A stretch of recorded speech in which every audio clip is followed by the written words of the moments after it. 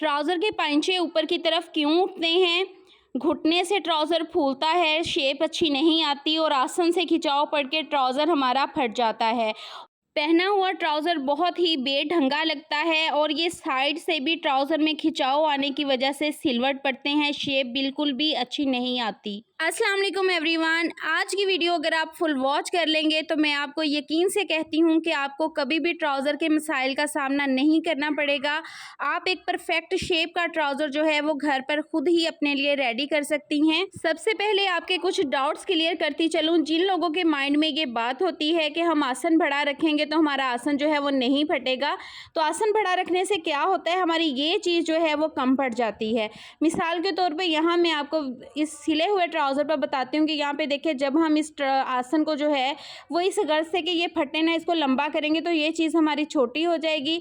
ये चीज़ यहाँ से देखिए, मैं आसन को बढ़ा लेती हूँ तो पाइंचा हमारा यहाँ से ऊपर की तरफ लाजमी सरकेगा। मैं आपको सारा मेथड इस वीडियो में समझाऊंगी। मैंने जो भी आपको मेजरमेंट्स देनी है वो मैं इस ट्राउज़र के अकॉर्डिंग दे रही हूँ। आपने अपने साइज़ के अकॉर्डिंग जो है अपना ट्राउज़र कटिंग करना है, लेकिन आपने जस्ट मेथड को फॉलो करना है। ट्राउज़र कटिंग करने के लिए हमें 3 साइज़ की ज़रूरत पड़ती है। आपको अपना हिप साइज़ मालूम होना चाहिए, पाइंचे का साइज़ और लेंथ का साइज़ आपको पता होना चाहिए। तो ये तीनों साइज़ अगर हमारे पास होंगे तो हम आसानी से अपने ट्राउज़र की कटिंग कर सकते हैं। तो सबसे पहले आपको हिप साइज़ की ज़रूरत होती है। तो राउंड में हमारा हिप साइज़ जो है वो किस तरह से मेजर करते हैं आप इस पिक्चर में देख सकते हैं। इंचेस टेप को आपने राउंड में इस पिक्चर के अकॉर्डिंग रखना है।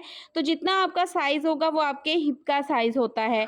अगर आप इस तरह से बॉडी मेजरमेंट नहीं कर सकते तो कोई भी आपकी स्टिच शर्ट हो तो आप उसके अकॉर्डिंग भी अपना हिप साइज़ मेजर कर सकते हैं। शर्ट आपके जो है वो परफेक्ट होनी चाहिए, साइज़ परफेक्ट होना चाहिए। तो यहाँ पे हमारे पास स्टिच शर्ट है, हम इसके जो है हिप साइज़ को मेजर करेंगे। तो इंचेस टेप को आपने हिप साइज़ पे रखना है इस तरह से।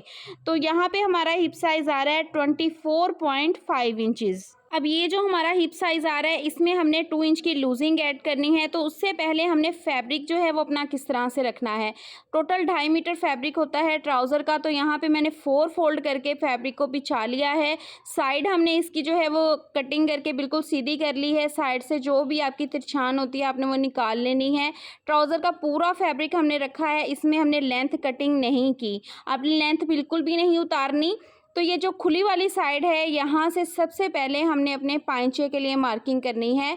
तो यहाँ पे हमने पाइंचे के लिए जितना मार्जिन छोड़ना है उसकी मार्किंग करेंगे। अगर आपने मार्जिन अलग ऐड करना है तो जस्ट आप 1/2 इंच पे मार्किंग कर लीजिए। लेकिन अगर आपने इसी में फोल्डिंग अपनी रखनी है तो आपने जितनी भी चौड़ी कम फोल्डिंग करनी है उसके अकॉर्डिंग आपने यहाँ पे मार्किंग कर लेनी है। मैं 3.5 इंच की फोल्डिंग रख रही हूँ, तो यहाँ पे थोड़े थोड़े गैप पे मैं 3.5 इंच पे मार्किंग करूँगी। देन इस मार्किंग को हमने कोई भी स्ट्रेट स्केल आपने ले लेना है। ट्राउज़र कटिंग के लिए आपके पास 2 स्केल लाजमी होने चाहिए, एक स्ट्रेट स्केल और एक शेपर वाला। तो इस तरह से हमने इस मार्किंग को सीधा कर लिया है। अब इस लाइन के ऊपर यहाँ से देखिए हमने इंच टेप को रखना है और इस लाइन के ऊपर जो है वो हमने मार्किंग करनी है अपने ट्राउज़र की लेंथ के लिए। तो यहाँ से ऊपर की तरफ 37 इंचेस की मैं लेंथ रख रही हूँ। आपकी जितनी भी लेंथ होगी उसके अकॉर्डिंग आपने मार्किंग करनी है। यहाँ मैं 37 पे मार्किंग करूँगी। इसके बाद हमने यहाँ पे ऊपर इस मार्किंग के ऊपर अपने नेफ़े के लिए मार्किंग करनी है। तो 2 इंच का यहाँ पे हम नेफ़ा रखेंगे। अब स्केल के साथ इन दोनों लाइनों को आपने सीधा कर लेना है। तो यहाँ पर इन लाइनों को हमने सीधा कर लिया है। इसके बाद ये जो किनारी है इसको रिमूव करने के लिए यहाँ पे मार्किंग कर लेंगे। अब यहाँ पे बहुत से मेन पॉइंट्स हैं जिनको आपने समझना है। देखिए, अगर आप राउंड में हिप साइज़ अपना राउंड में मेजर कर रहे हैं तो आपने उसके 4 पार्ट करने हैं, तो आपने बेल्ट के लिए निशान लगाना है। लेकिन अगर आप शर्ट को मेजर कर रहे हैं तो आपने उसका हाफ़ कर लेना है, मतलब कि उसके हम 2 हिस्से करेंगे। 24.5 हमारी शर्ट का साइज़ आया था तो उसका हमने मिड करना है, मतलब कि उसका हाफ़ करके तो यहाँ पे मार्किंग करेंगे। 24.5 इंचेस का हमने जो है वो हाफ़ किया तो 12.25 इंच आ रहे हैं।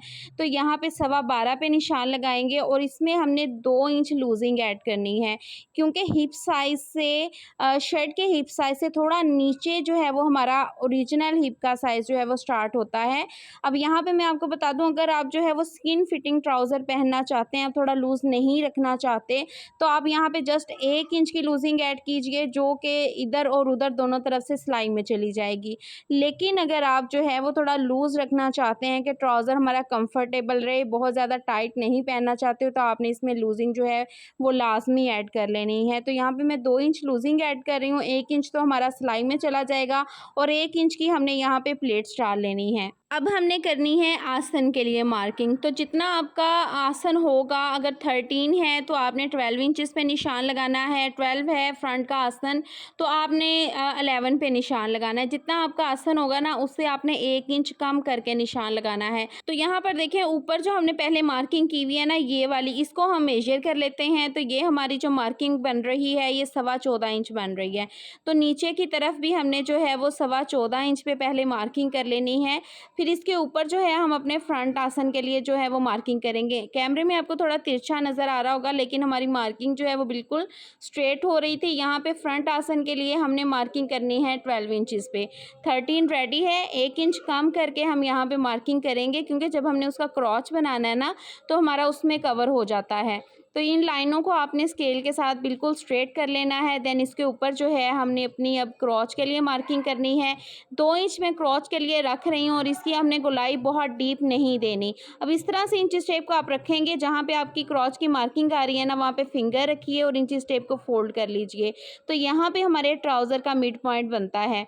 तो मिड पॉइंट पे हम इस तरह से मार्किंग कर लेंगे। अब इसके बाद जो है हमने पांचे की तरफ जाना है। तो एक पार्ट ये जो हमारा मिड से होगा ना, इसको पहले मेजर करेंगे। ये 8.25 आ रहा है। तो नीचे भी हमने जो है एक साइड पे 8.25 पे निशान लगा लेना है, ताकि हम नीचे पांचे तक जो है अपने ट्राउज़र का मिड पॉइंट उसको स्केल से सीधा कर लें। तो यहाँ पे स्केल रखेंगे और इन दोनों पॉइंट्स को आपस में इस तरह से मिला देंगे। तो ये ट्राउज़र का हमारा मिड होगा। तो आपका ये काम भी बहुत ज़रूरी है करना कि ट्राउज़र की कटिंग में उसकी शेप परफेक्ट बननी चाहिए, ताकि आपका ट्राउज़र पहना हुआ अच्छा लगे। अब पाइंचा बनाने का असूल ये होता है कि जो हम मिड पॉइंट पे मार्किंग करते हैं, हमारा पाइंचा हाफ इधर और हाफ उस तरफ बनता है। अब 8 इंच हमारा पाइंचा है, तो 4 इंच इस तरफ लाइन के बनेंगे और 4 इंच जो है वो लाइन के उस तरफ बनेंगे। तो इस तरह से हमने अपने पाइंचे को कवर करना होता है। मिड से आपने दोनों तरफ जो है वो पाइंचे को इक्वल बनाना है, ठीक है। इस चीज़ को आपने समझना है। ये बिगनर्स के लिए है, जिन लोगों को तो पता है वो इस चीज़ को स्किप कर सकते हैं। अब ये जो हमारा पॉइंट आया है, यहाँ पे हमने इस तरह से शेपर को रखना है। यहाँ पे आपने जो है वीडियो स्किप नहीं करनी कि आप फ़ौरन देखें और छोड़ दें। यहाँ पे बहुत अहम बातें बताऊँगी। जो लोग तो हेल्दी हैं वो शेपर को इस शेप में रखेंगे, इसका उभार वाला हिस्सा, और यहाँ पे मार्किंग कर लेंगे, ठीक है। और जो नॉर्मल है, थोड़ा फिटिंग में ट्राउज़र पहनना चाहते हैं कि थोड़ी शेप भी अच्छी आ जाए, तो आपने शेपर की ये वाली साइड यूज़ करनी है, जहाँ पे मैं मार्किंग कर रही हूँ। इसको पाइंचे से लेके हमने इस तरह आसन तक रखना है और यूँ मार्किंग कर लेनी है। अब इसी तरह से मैं दूसरी साइड पे भी आपको समझाऊंगी कि जिन लोगों की थाइज़ जो हैं वो हैवी होती हैं, वो शेपर को कैसे रखें। तो यहाँ पे देखें, जिनकी थाइज़ हैवी हैं वो शेपर को इस तरह से रखेंगे और यहाँ पे मार्किंग करेंगे इस चीज़ को कवर करने के लिए। तो आपको कभी भी उठते बैठते वक्त मुश्किल नहीं होगी। हैवी लोगों को अगर आप इस तरह से मार्किंग करेंगे तो आपका पाइंचा भी नहीं ऊपर की तरफ उठेगा। लेकिन अगर आप थोड़ा सा फिटिंग में शेप में पहनना चाहते हैं, तो आप शेपर को पलट के तो इस तरफ से जो है अपने ट्राउज़र के लिए मार्किंग करें। ये जो शेपर होता है, इसको भी समझना बहुत ज़रूरी होता है कि किस बंदे के लिए इसकी मार्किंग जो है वो किस तरह से करनी है। तो यहाँ से देखें, अब मैं आपको जो है ना थोड़ा सा यहाँ भी निशान लगा के दिखा देती हूँ कि जो हेल्दी लोग होते हैं ना, वो यहाँ पे जब निशान लगाएंगे तो आप खुद देखें कितना गैप पड़ेगा। ट्राउज़र बहुत हेल्दी लोग भी पहन सकते हैं, लेकिन उसके शेप बनाने का जो है ना वो आपको तरीका आना चाहिए।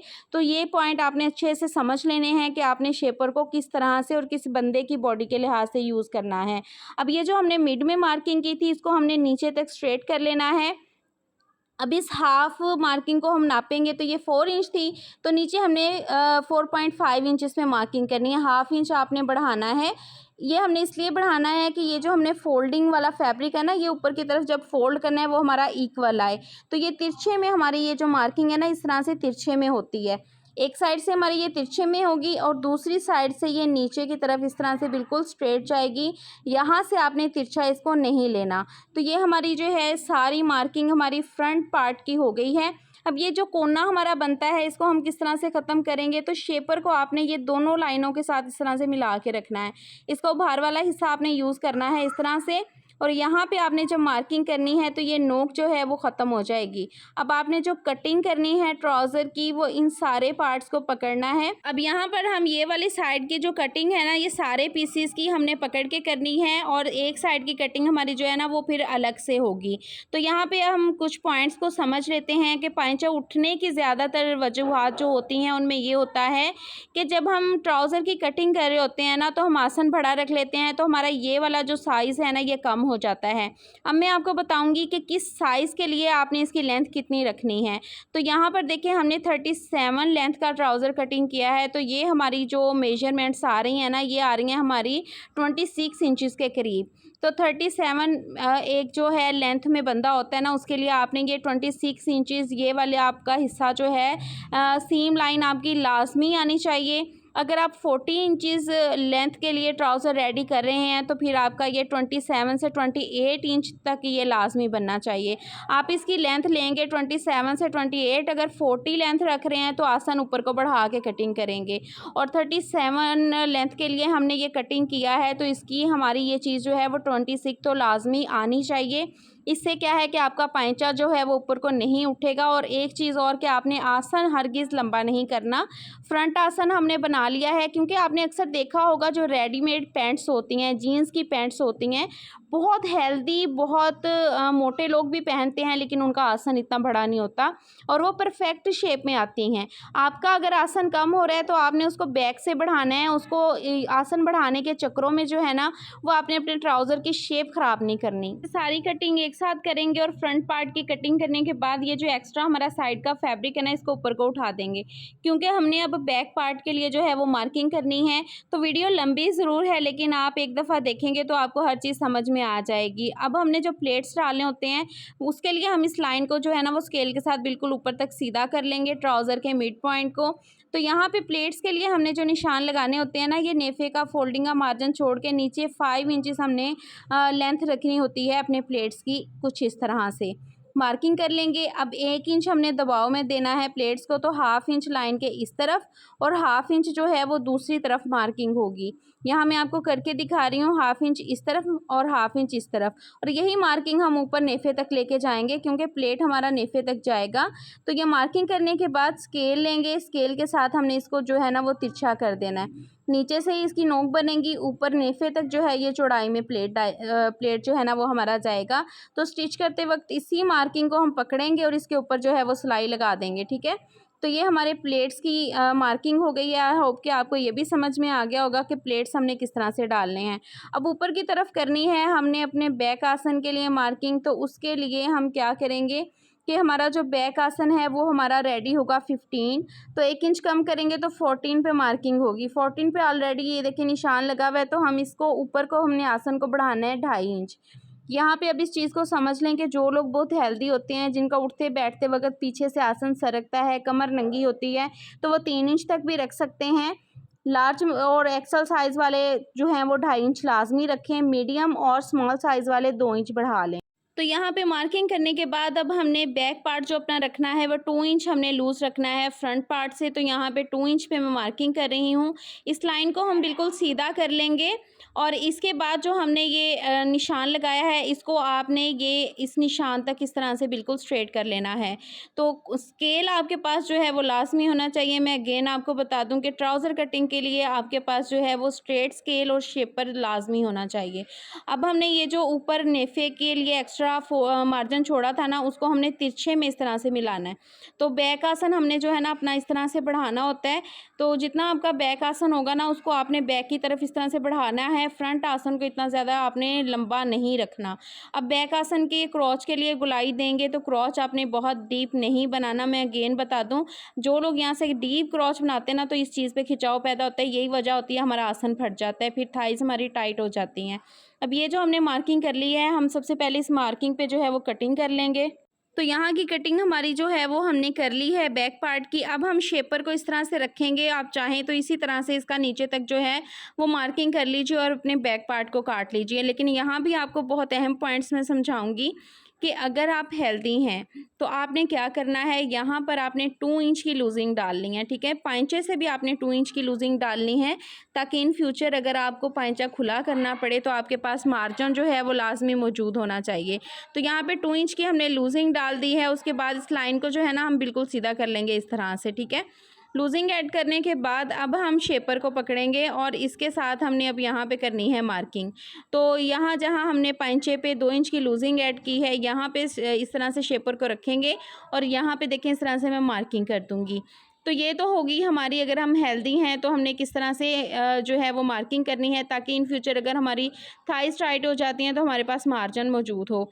और अगर हम इसी शेपर के अकॉर्डिंग मार्किंग करते हैं तो वो भी मैं आपको दिखा देती हूँ। अगर आप थोड़ा सा फिटिंग लेना चाहते हैं ना, कि आपने पाइंचा बस जितना बना दिया उतना ही चाहिए, आपने लूज़ नहीं करना इन फ्यूचर, तो आप इस तरह से जस्ट शेपर को पकड़ के ही मार्किंग कर लीजिए। तो यहाँ पे देखिए इतना कम से कम आपका जो है ना वो फ़र्क पड़ जाएगा।